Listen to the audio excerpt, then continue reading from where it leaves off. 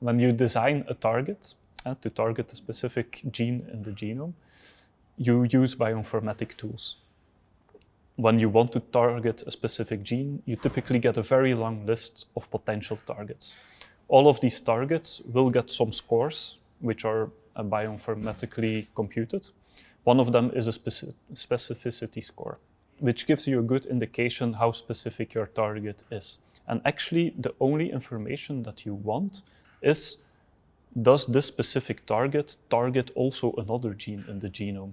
Sometimes two genes are very similar in sequence, and maybe for your experiment, you only want to target one gene, but not the other. Maybe you want to target both, and then you can actually use this to your advantage and choose a specific guide that actually targets both of those genes. So this is an off-target, basically another site in the genome where your Cas9 could make a cut or a mutation. So the bioinformatic tools actually give you the list of the genes and the regions where your guide RNA could potentially bind to as well, in addition to the target that you intend to, of course.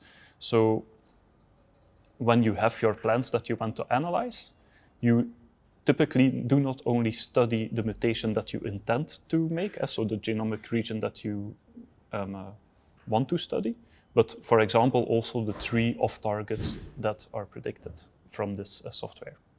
So when we screen mutant plants, we again, as we would screen them for normal mutations, we extract the DNA, we do a PCR. In this case, we do not only do a PCR on the locus that we want to mutate, but also on, let's say, the 2 other loci that might be targeted or might be an off-target. When you screen, you have to make a decision. For example, us in a research setting, in plants, we usually do not care too much about off-targets.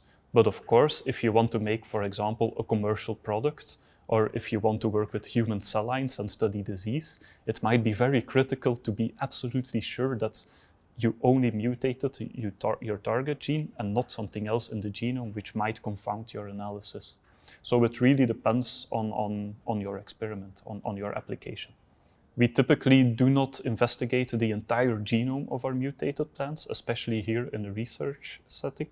But for example, if you would want to bring a maize plant, a mutated maize plant to the market, you will investigate its entire genome to be absolutely sure you only bring one single mutation into the field and not many others that could be caused by off-targets.